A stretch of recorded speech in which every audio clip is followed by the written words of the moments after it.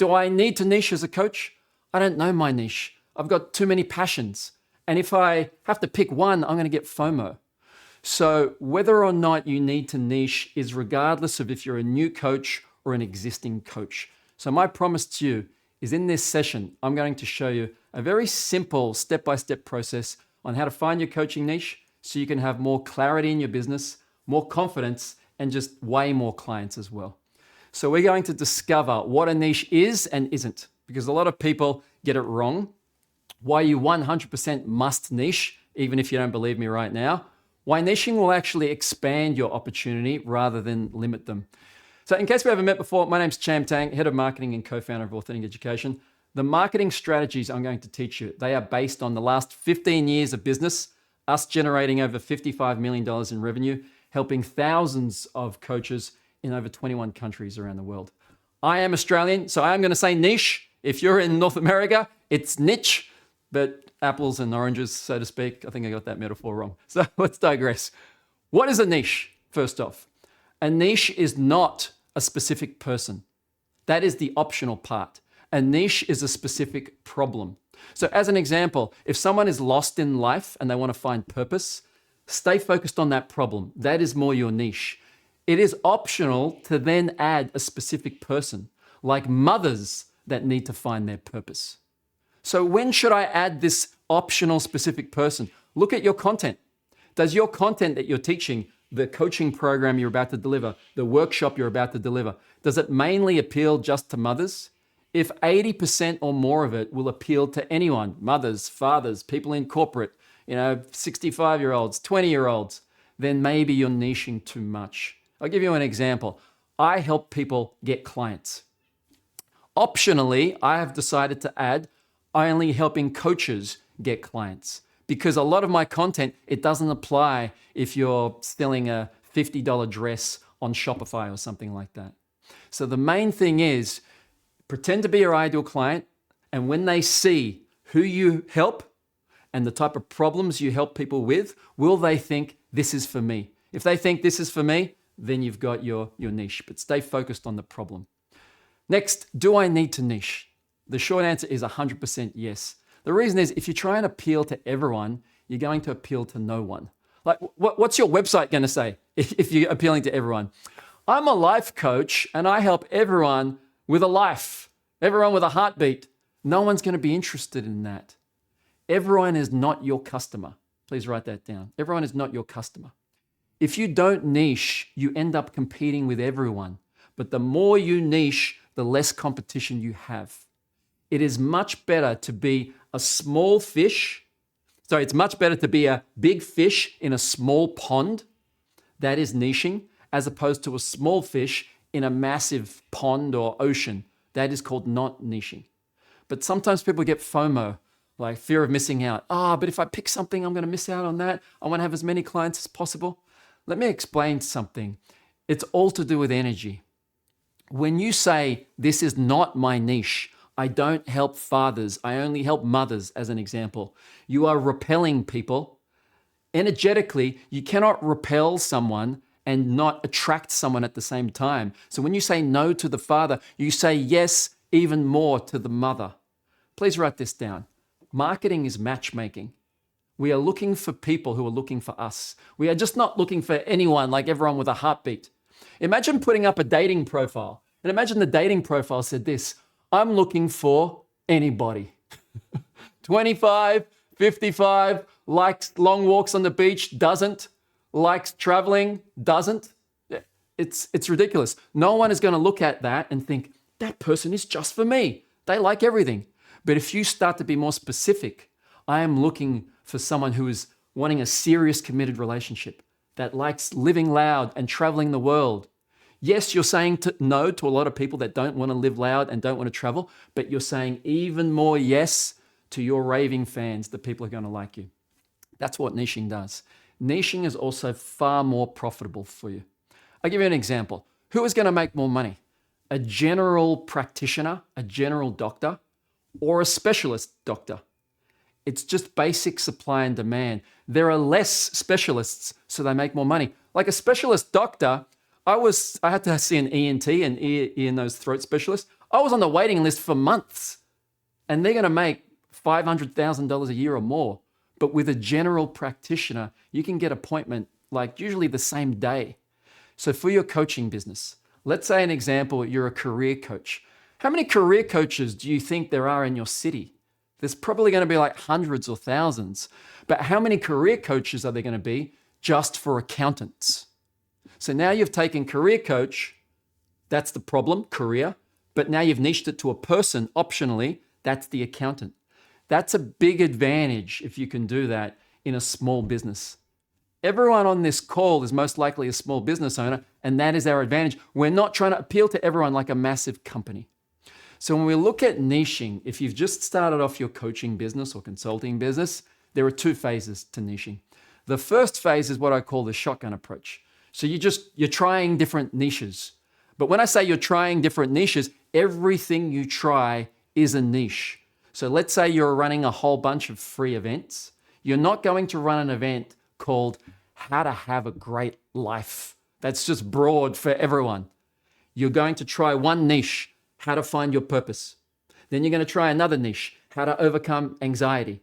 Then another niche, how to land your dream job. So it's different niches. I'll give you an example.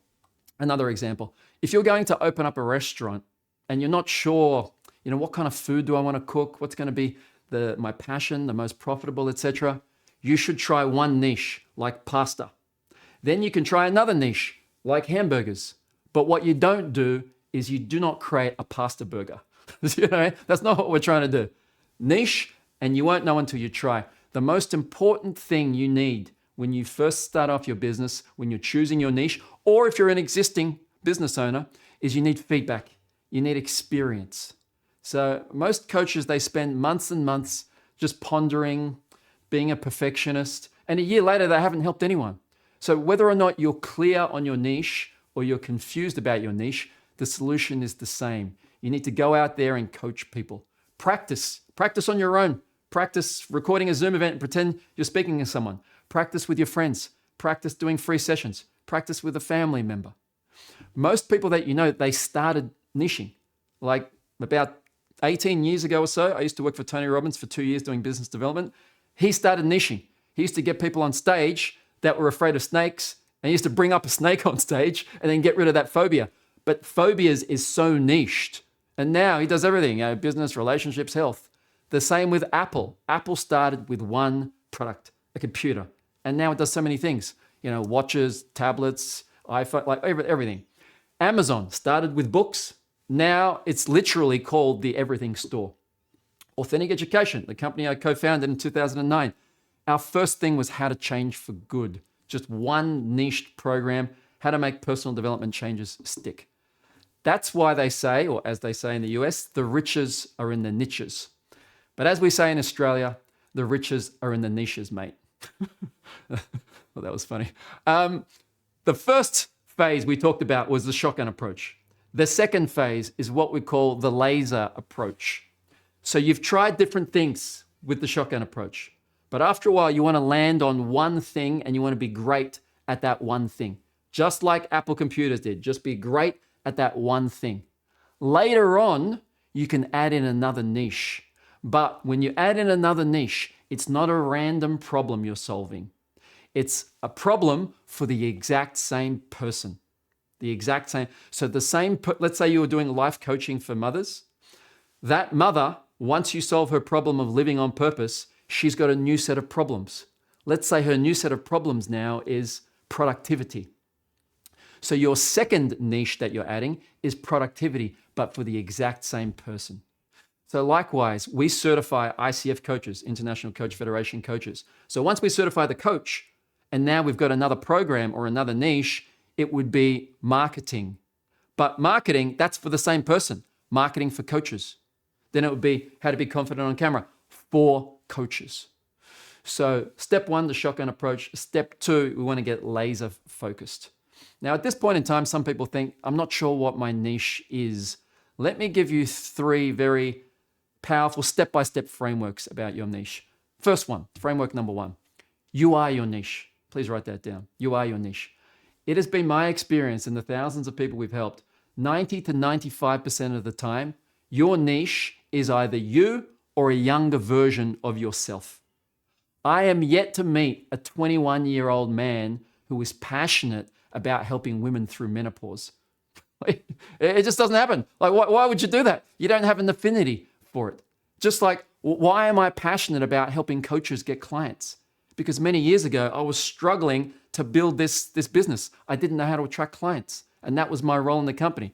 My business partner, Ben, was the main speaker, and I was in charge of marketing. Your voids drive your values. So look back at what are the things that you've been interested in. Look at your, what I call the 3 Bs. Look at your bookshelf, all the books that you've bought in the past. That shows you what you're interested in. That shows you your values. Look at your bank account, what you spend money on. Talk is cheap, but action speaks louder than words. Look at what you're actually spending money on. Look at your calendar, what you're spending time on. And then the 3rd B, look at your browser history. You know, what websites are you actually spending time on the most? If you're still stuck, let me give you a very easy option. Go into a bookstore or go into an online bookstore like Amazon. Find the book that you think resonates with your niche as much as possible. If there is a book for that topic, you can create an entire business around that topic. Just one specific problem, and if you want to add that optional for one specific person, it can earn you all the income you ever wanted in your entire life. Now, if you're still not sure about your niche and you need more ideas, just in this day and age, it's so fantastic just to ask ChatGPT. So here is one of the best prompts I've seen with ChatGPT. If you use ChatGPT regularly, it knows what you like and don't like based on your past prompts. So you can ask ChatGPT, this is cool to do as well, based on what you know about me, what do you think my ideal coaching niche is? Give me 10 options. And it will tell you. And then you can ask it if you want, why did you say that? And you'll be surprised all the things that it knows about you. You can also ask ChatGPT, list the top coaching niches. Give me the top 50 If you already kind of know the direction, like I think it's something to do with health, give me the top 50 health coaching niches. And then you can just pick as opposed to, using your own brain trying to come up with all these ideas. For the perfectionists out there, perfectionism can stop people dead in their tracks. That's why I always say this, and please write this down if you're a perfectionist. You don't have to get it right, you just have to get it started. It is not about getting your perfect niche. This is like a bolt from the heavens. My body tingles, it feels so right. It's not about that all the time. If you've got a niche that you think 80% that is good to go, 80% is perfect and it's good enough to move on. The reason being is you don't know what it's going to be like until you actually try it out. If I use that marketing is matchmaking example once again, you can't just sit at home and then just reject all these potential dates and think, I don't think I'd like them. I don't think I'd like them. You just have to try. Sometimes if it's close enough, you don't know if you'd like that type of person or not. You might not. So if you're not sure about your niche, that's a way to get a lot of different ideas for your niche. The next problem now is you've got some niche ideas, 2, 3, 5, maybe 50 different ideas. So you might ask yourself, how do I choose my actual niche? So framework number 2 is what I call the ideal niche score. You may have seen this, but I'm going to explain it very differently because it's the 3 key criteria about choosing your niche. Now, the first criteria is the one that's the least important, but it is still important. I'll go through it. This one is called proficiency. This is how good you are at something. Now, before you say, Cham, I'm not good at any, everyone is good at something. If you've lived a life, you've been doing something, and that you're probably good at that one thing. Look at your resume. Look at, once again, things that you spent time on, books. Here's a question you might want to ask yourself. I believe when you ask very powerful questions, you get powerful answers. So one of the questions I'll give to you is, what knowledge or skills do I have in my brain that people would pay for the most? What do I know? What can I do up here in my brain that other people would be most willing to pay for? Now, proficiency is the least important because you can always learn something if you don't have it. But if you do have an existing skill set in something and you can use part of it or all of it, then obviously you can hit the ground running. So this is the least important. The next most important is this thing called passion. Do you like this actual topic? Let's say you're thinking, should my niche be life purpose or should my niche be something like helping people with addictions? What are you more passionate about? So what I would suggest out of all these three, you create a table. So the table will have 3 rows: passion, proficiency, and the third criteria I'm about to give you. And then you list all your niches: life purpose, parenting, career coaching, etc. And you score them all out of 10. You score them all out of 10. Let me just draw that for you here. So just say we've got the 3 Ps, which we're about to have. So we've got the 3 Ps, and you might have 2 passions. Passion number 1, or niche number 1, niche number 2. Then you start scoring it. Whoops, that should be niche number 1, niche number 2. Then you start scoring it out of 10. So you might think, how proficient am I at this particular thing called leadership coaching, niche number 1? I might give that a 4. But how passionate am I? I might give that an 8. Then you go to the next one here. So this one should be 8. It's obviously the first time I've drawn this diagram. Then your next one might be something like parenting coaching. You might have a proficiency of 8 and a passion of 5, as an example. I know this is a little bit overkill with the table, but it allows you to put numbers to it and your thoughts and feelings on it. Otherwise, you're going to have this problem where all these ideas are swimming around in your mind about all the key criteria. Because once you finish, if you've got 2 niches and then 3 criteria, that's 6 things. Your brain can't juggle 6 things around in its mind. It's going to get massively overwhelmed. So number 1 is proficiency. Number 2 is passion. This is more important than this because it's easier to learn something than it is to fall in love with something. If you honestly just don't like something, that is harder to change. It's also important because once you find what you're passionate about, it's not going to seem like work anymore. You're going to go the extra mile to research it, to do all these things. You are going to fall for the process, not the prize. Please write that down.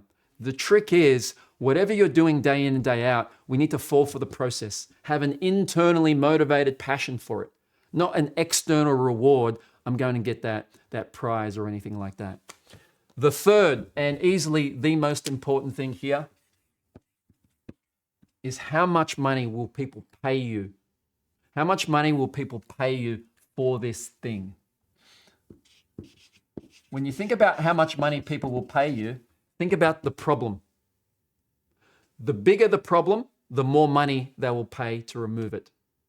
The longer the problem lasts, like let's say they've been living with regret for 10 years, the longer the problem, the more money they will pay. The stronger the problem, the more painful it is, the more money they will pay as well. So the longer, the stronger, the bigger the problem, the more money they will pay. So I'll give you an example. If you've got 2 niche ideas, should I help people, A, quit smoking, because I'm a mindset coach, or B, help people live on purpose, to find their purpose and live on it? Well, if we have a look at this problem, people will typically pay more money to find their purpose and live on it because it is longer than something like quitting smoking. It could take like years. It's going to last them a lot longer and it will take a lot longer for people to do. Whereas quit smoking, some people expect you to do it just like that in one magical hypnosis session or something. So we look at the problem. Here is the interesting thing that a lot of coaches get wrong. How much money will people pay? Yes, it's the problem, but the next, it's the goal. Problems are like pain. Goals are like pleasure, something that you want to move towards and achieve. The reason I say it's the goal, think of it like this, a job to be done. Please write that down, a job to be done. Let's forget about coaching for a second. Let's forget about coaching. If you hire another service provider, like an electrician, this electrician rocks up to your doorstep and you tell the electrician what you need to do. You give them jobs to do.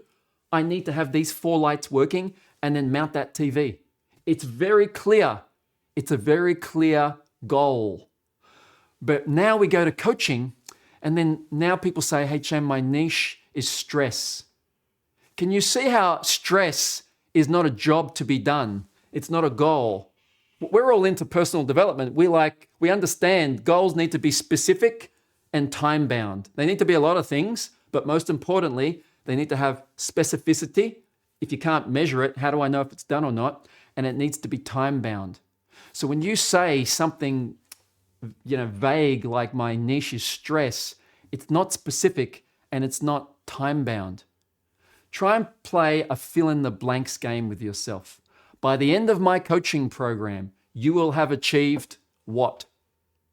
By the end of my workshop, you will have what? Something specific. Specificity usually means numbers as well.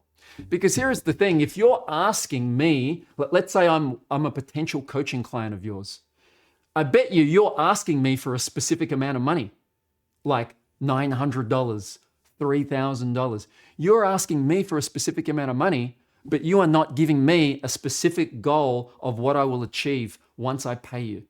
That's a massive problem. So it's not that you help people with stress and that's your niche, but why? What happens after that? It should be you help people feel happier when they finish work, or you help people feel less stressed so they are more productive and they get a promotion. It's what they really want. They want that promotion or they want that work-life balance, not just stress in general. Think about someone who's got a vision board. So they've got all these things on their vision board, a car, a promotion, a job, whatever it is that they would really like to achieve. As a coach, when you're approaching someone, offering your services, offering your package, you want to be able to point to something that they've got on their vision board and say, see that thing? See that goal? You pay me money and I help you get that. That's very clear for them. I get it. I pay this person, I'll get that on the vision board. But if you take something like stress, what's that doing on the vision board? You can't point to anything on the vision board. And that becomes a massive problem for you as well. So from the top, score all of these out of 10. When you add up the scores, there is one important thing. This is the most important because this cannot be changed. You can learn more, you can learn to like something, but you cannot change the marketplace on if they value yoga versus being happier. Like yoga, typically speaking, it's more of a commodity for most people. So they're not going to pay as much for a yoga lesson as something like how to overcome anxiety and grief. So whatever score this is, double it. And then you'll have a total score out of 40, and that will help you get a lot clearer about, out of all your niches, which one to select. Now, this entire thing, your ideal niche score, it's mainly about you. It's mainly about what you are passionate about, what your proficiency is, how much money you will get. The third and final framework I will give you is now about how to select your ideal client. Because you don't just want any client, anyone with a heartbeat. You want someone that will work with you, but also that you enjoy working with and can pay for your services. I'll give you an example. The framework that I've created is called the Ideal Client Framework, and this stems from, the acronym is STEM, this stems from these 4 things. Let's say I was working with a lady, from memory her name was Bianca. She was thinking, now she was a career coach, should I help, option A, immigrants who just relocated to my country and now I'm helping them get a job? Or should I help introverts become a manager? So they're already corporates, but they want to scale to the next level as a manager. So let's say you've got a decision like that in your mind. I'll just use Bianca as the example. Here are the 4 criteria. Number 1, serious. You want to attract people who are serious. Otherwise, you're going to get objections like, I guess I was just kind of interested. I'm not really committed. That's why I'm not committing to your program.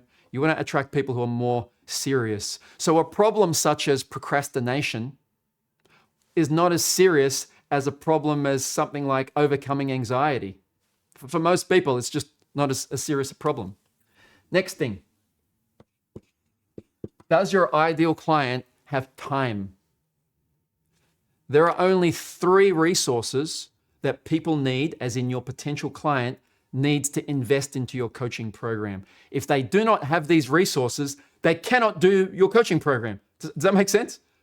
The first thing they need is time. So as an example, I was working with a coach. She wanted to help nurses from burnout. Burnout is a common one. So if you're wanting to help nurses from burnout, or I've got another passion, I want to help people find their purpose, which one's better? Well, based on this time, the person who is burnt out, They have no time, probably. That's part of being burnt out. And I'm not saying don't help nurses through burnout. I'm just saying all things being equal. If you're equally passionate, if you've got equal proficiency in past skills, if it pays equally as much, time, that is not the hallmark of an ideal client. Someone who is burnt out and so tremendously busy. If you go for the burnt out nurse, I've seen it time and time again, it's going to work well, but then they're not going to show up to your strategy session or free. Why didn't they show up to your strategy session? Because they're burnt out. They got no time, even if they do show up. So it's an 8-week coaching program, an hour a week, and then there's an hour of homework. By week 3, they haven't done their exercises from week 1 or 2. I wonder why. Because they don't have time. The next thing they need, energy, physical energy, emotional energy. They need the headspace to actually do the program that you're offering them. Once again, those burnt out nurses, they don't have energy. That's part of the problem. So all things being equal, not the ideal client. Last but not least, money. You're in the business of coaching. You're obviously not in a charity. Yes, we want to help people, but obviously we need to get paid fairly so for the good work that we put out there.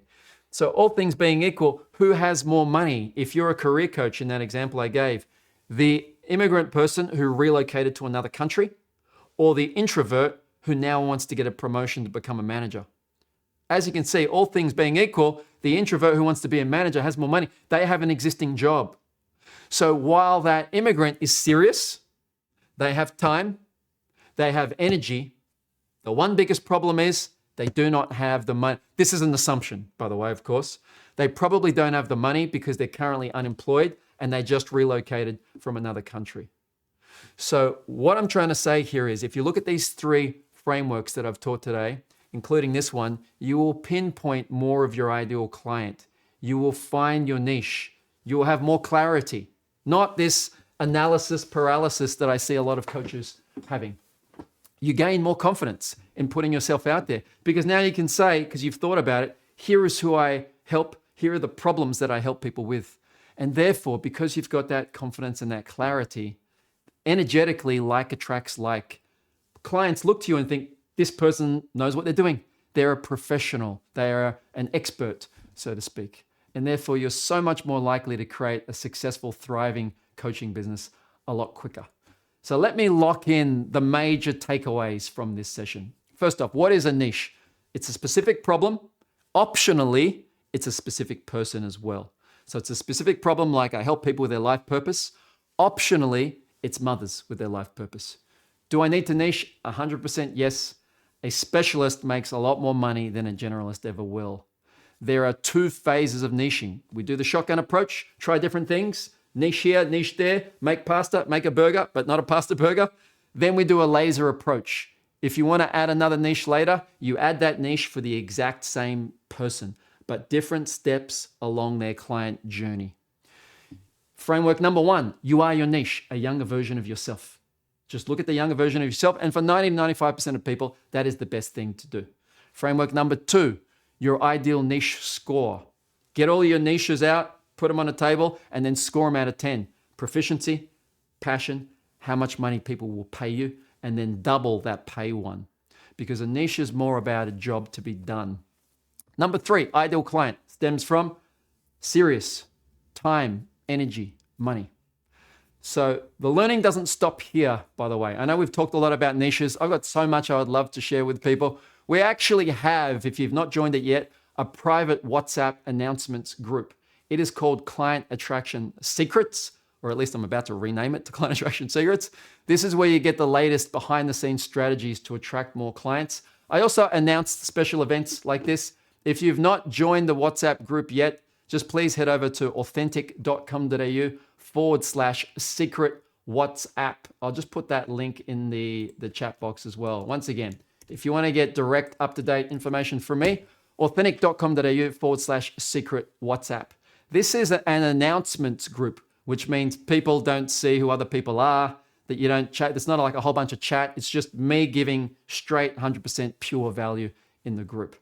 Now, I know throughout this, you might have some questions. So if you've got questions right now, please drop it into the chat box below And if you're watching the recording, please drop a comment beneath this video as well. And myself or one of my team can come in and answer it too. If you want to ask a question live, you can also raise your virtual hand. You can raise your virtual hand. So if you've got questions, don't be shy. Please drop it in the chat box now, and I'll stay back and just answer a couple of questions if you're interested in it. I'm scrolling through the chat. Cham, CEOs have money but time poor. 100% true. Here we go. SK says, how do we niche for energy healing as we can't guarantee results? We're never guaranteeing results. What we're saying is, this is what I've helped other people do. This is what's possible. You're going to learn how to do something. There's a big difference between saying you're going to learn the 4 steps to overcome anxiety versus I am going to promise and guarantee you're going to overcome your anxiety. That's not it at all. Sometimes if people are unsure, they should look at their competition as well. So you can Google, let's say you live in Toronto, you could Google anxiety coach Vancouver, anxiety coach Sydney, anxiety coach Singapore, and then see what other people are doing in your industry. Can procrastination be a niche? Yes, procrastination can be 100% a niche. Like I mentioned before, I gave that example. I would still list out all possible niches because it's just been my experience. Procrastinators procrastinate. Do you know what I mean? You're asking for that objection. So yes, it can be a niche and it can be successful and profitable, but I would at least implore you to explore other possible options as well. Varsha says, is serious STEM about the ideal client being serious about improving or serious about the problem in nature? That serious is more about how serious are they about changing. Someone can have a very serious problem, like they've got an addiction, but if they don't think they have a serious problem, you can see the issue there. They're not going to change. They're not going to be held ransom and then change it against their will. Carmen says, how about making healthy habits part of who you are? Yes, a lot of people, they start with the goal, the desire. Don't start with the goal. The goal or desire is only accurate if it is the direct opposite of the problem. So don't start with the desire, start with what is the problem? If the problem is, like, why do I want to have healthy habits? If the problem is that I've got less energy and I'm overweight and therefore I may not live as long or whatever the problem is, that's where we start. And if you can see, why am I teaching people healthy habits? Because they are scared they're not going to have as much energy and as much longevity. Now that we're clear on the problem, we can take the opposite of that problem and that becomes an accurate desire or goal. So now, instead of healthy habits, it's called the longevity formula, as an example. So we always start with the problem. Don't start with the desire or goal first. Definitely don't start with the modality you've been studying for so long. Like if you've been studying NLP, it's not about NLP. It's about problems people have, what they want, and the desire, what they want to achieve. Your NLP stuff, what they really need, your modality, that comes later. But give people what they want first, give them what they need second. How do we niche for empowerment coaching, empowering people to be the best version of themselves? Yeah, that's quite broad, but for what purpose? You know, if someone feels like they're not unlocking their true potential, they're not maximizing who they are, they're not self-actualized, as you know, Maslow's hierarchy of needs, that can be a niche. That's about as broad as I'd want you to do it though. So it can be for people that are not living up to their true potential. And then you can add another type of niche, like maybe a career professional. Are you not living up to your true potential in your career? See how it's more stronger? When instead of just true potential, I've added another niche. Now you don't have to add that second niche, but my advice is at least to try it on for size, because you're going to get way more people say, that's for me, living up to my true potential in my career, as opposed to that's for me, living up to my true potential in my entire life. It's just not as strong. How do we find out how much people will pay? If you're just starting off right now, you can look at your competition. But even if your competition is charging, for argument's sake, $2,000 for a package, you want to start charging nothing, then charging $50, then $100, $200, $500 a package, $1,000. When you first begin, You need way more experience, feedback, confidence, referrals, testimonials. You need way more of that than you need money. I know you want money and you deserve to get it, but you need the experience and the confidence that's the cause. This experience, confidence, great coaching program, etc., that is the cause. The effect is money. So when we first begin, focus more on the cause. And by all means, you can do pro bono free sessions. If you're wondering where does it work its way up to, it works its way up to whatever you feel is now not a fair exchange. Like after you do these free sessions, after a while you think this isn't a fair exchange, I'm not learning as much, I'm going to put it up to $100 a package, $500 a package, $1,000 a package. You get busier and busier, you could get that up to $5,000 a package. It is a how long is a piece of string answer, because the downside of a service is that it's hard to compare with other things. So people are unsure about what they're going to get. The advantage of having a service, when you do it correctly, it's also hard to compare. So now people can't look at your coaching program that maximizes their potential in their career for $5,000. It's so hard to compare with someone else. V, you've got a question. Just asked to unmute you. Go for it, V. There we go. Yes, I can. Is it possible to niche too much? For example, I help sustainability professionals, or I can help sustainability professionals that are consultant, or all of that plus in the big four. Like how far do we go into the sort of niching, and is it possible to niche too much? It is possible to niche too much. When you've got the 80-20 rule working against you, you've niched too much. If you look at your content that you're going to teach people in your program, and you're thinking, why is it niched? If 80% of it or more can apply to other industries, other people, then you've probably niched too much as a rough rule of thumb. It's also you've niched too much if those people are going to be way too hard to find. Do you know what I mean? Not to get a little bit more, advanced, but it depends on your marketing method. So if you're going to, let's say, speak at a networking group, and there's going to be all different business professionals there, if you get up on stage now and you do a talk that's super niched, out of those 100 people, only 5 people can it be remotely interesting for. So in that way, I would broaden it out a bit. But if you're going to place a Facebook ad, and that ad can potentially go to 5 million people, and you've only got a $20 a day budget, $20 a day budget, 5 million people, that's almost nothing. So therefore, you can tell Facebook, I want this specific niche, and it can select those specific niches from that massive pool of people. So sometimes it also depends how you're doing your marketing. Oh, thanks, Jim. No worries, you're welcome. Jim, go for it, Jim. Just asked to unmute you. Hi there, Cham. I'm a physiotherapist, and I am looking at perhaps packaging coaching into a 10-session type thing to get rid of, look at it psychologically and socially as well. But I guess I'm looking for an example of how you would approach that, or if you have any past people who've tried to coach people in clinic. Yes, it can work. It is a little bit tougher. There's plenty of examples where people are doing something more hands-on, be it massage therapy or yoga or physiotherapy or chiropractic. But they spend a lot of time talking to their patients, and they realize they want to help them with their mindset as well. If you've got existing patients, it's going to be a little bit tougher to do because the frame is already set in their mind. But if you're starting from fresh, it is still a little bit tougher, but it is possible. So in that example, you're not, people shouldn't be charging an hourly rate anyways. You should be charging for a path. People come to you with a problem, and then you give them a path of all the things they need to do or have in order to get to their goal or desire. So people get sold on that path. So you came to me with this problem.